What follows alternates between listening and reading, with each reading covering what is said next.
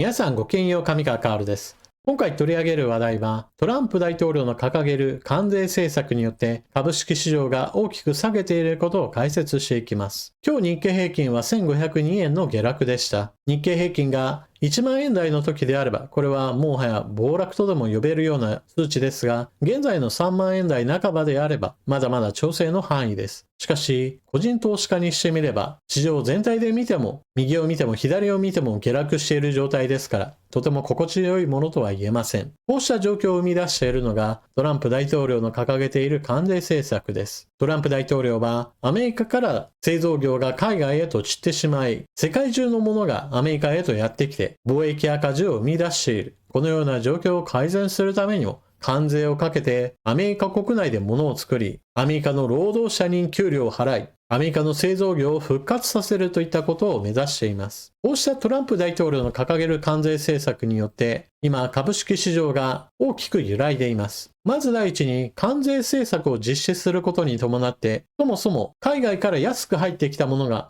そのまま値段が高くなって、物価高の進行、景気の腰折れ、景気後退といったものが考えられるのではないか。そうした状況において株式市場がそのまま右肩上がりといったわけにはいかず、まずは様子見するか、利益の吐き出しといったものを行おうとする動きが強まることとなります。これによって生み出されているのが、株価の調整入りと呼ばれるような状況です。実際そこまで進むかどうかはわかりませんが、株式市場では先安感といったものを口にする人も増えています。トランプ政権では今年にでも何か暴落が起きるのではないかといったことを言う人もいます。ただし SNS では目立ったもの勝ちといった面があるために、株安傾向がちょっとでも見えれば、とにかくすぐにでもトランプショックだであるとか、ブラックマンデーのようなものが起こるのではないかといったことを口にする人もいますから、SNS の特性については注意深く見守る必要があります。また、関税政策を実施することに伴って、物の価格そのものが大きく上昇するかどうかについても、異論を述べる方はおられます。例えば、25% の関税を車に対してはかけるといったことをトランプ大統領は述べています。しかし、25% の価格上昇そのものが本当に商品価格に反映されれば、どうしても価格競争力は大きくそがれます。そのため、関税がかかった後であっても、なるべく価格の維持に努めようとする企業が出てきます。例えば日本の自動車メーカートヨタは、なるべく現状維持、価格維持といったものを目指すことを発表しています。そのためにトヨタが取れる手段は2つ。まず第一に利益をある程度減らすことを覚悟する。そして第2の方策というのが、下請けメーカーなどに対してもっと安く納入せよという下落圧力をかけることによって、トヨタ自動車本体としての利益だけは確保しようとする動きです。この2つ目の動きに関しては単純に悪影響といったものを下請け会社に押し付ける行為ですから、日本経済全体にとっても悪影響が及ぶこととなります。だからこそ日経平均が下がることへとつながってくるわけです。自動車メーカーが様々な会社に物を発注することによって日本経済が恩恵を受けているのですから、逆のことが起きれば幅広い業種に対してマイナスの影響が出るわけです。また、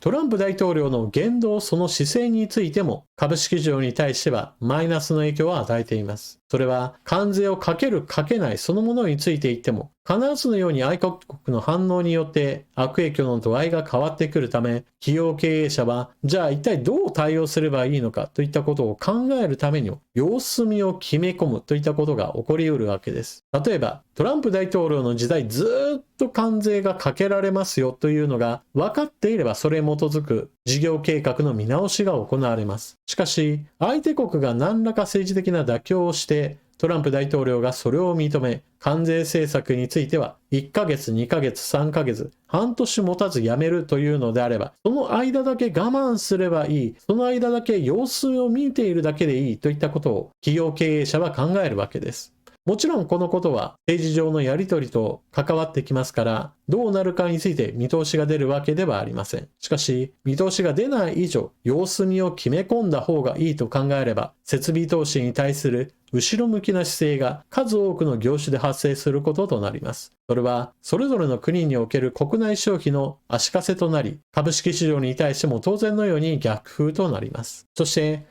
こうした全体の経済観といったものは、実際のところどう動くかはその都度状況がどんどんと変わってしまうがため、見通しが立たないものです。そしてこのことは個人投資家にとって非常に面倒な時代へと突入したことを意味します。なんだかんだ言って経済政策がある程度一貫的なものであれば、それぞれの企業業績を分析することによって、さあこの企業はどのくらいの動きをするかなといったことを読むといったような形も取れるわけですが、経済政策によって関税 25% かけられるその悪影響が受けるか受けないか、それがどこまで続くか誰にもわかりませんよといった状況は、とてもではありませんが、未来を見通す上では大きな障害となります。そのため、SNS 上におけるトランプ大統領の政策に関しては、個人投資家は特に拒否反応を示している方が多いように思います。何しろアメリカファーストというのは別にアメリカという国家にとっては良いかもしれませんが、アメリカ企業にとって良いものとは必ずしも言えないものであり、アメリカの個別企業株の選定をしている人にとっては、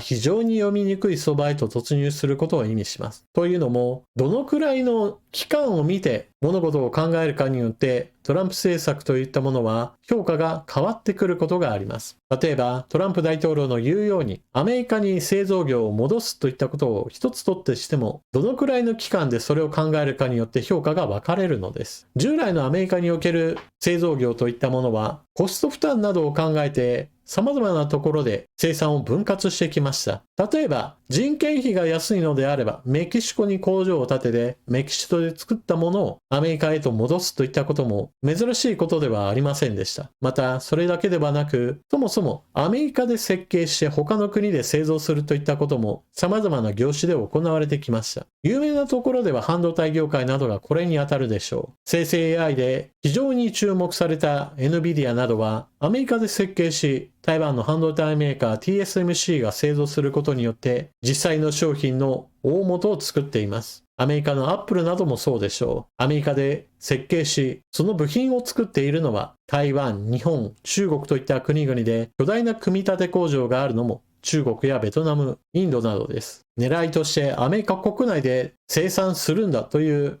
目標を立てたとしても、そもそもそのような仕組み作りを整えるには時間がかかるものです。大規模な工場であればあるほど、どこの土地に作るのか、その施設を建てるのにどのくらいかかるのかといった話がつきまといますから、半年、1年、2年といった具合にして、非常に長長期の時間を見なければなりません。その間、アメリカ国内に製造業を戻すんだ、でも実際には作れない、にもかかわらず関税政策はずっと続けられるというのであれば、どうやっても悪影響は避けられないというわけです。しかし、そうした悪影響といったものの期間を完全に除外して考えれば、長期的にはなんとかなるんじゃないといった評価をする方も出てくるわけです。しかし、そうした関税をかけて今すぐに悪影響が出るといったことと、実際にものづくりとして何年か後にそうした状況を作り出せるといった話と同時に語るということ、それ自体に無理があり、そもそも今起きている悪影響そのものについて見るのが普通の人だと私は思います。トランプ大統領の掲げている政策、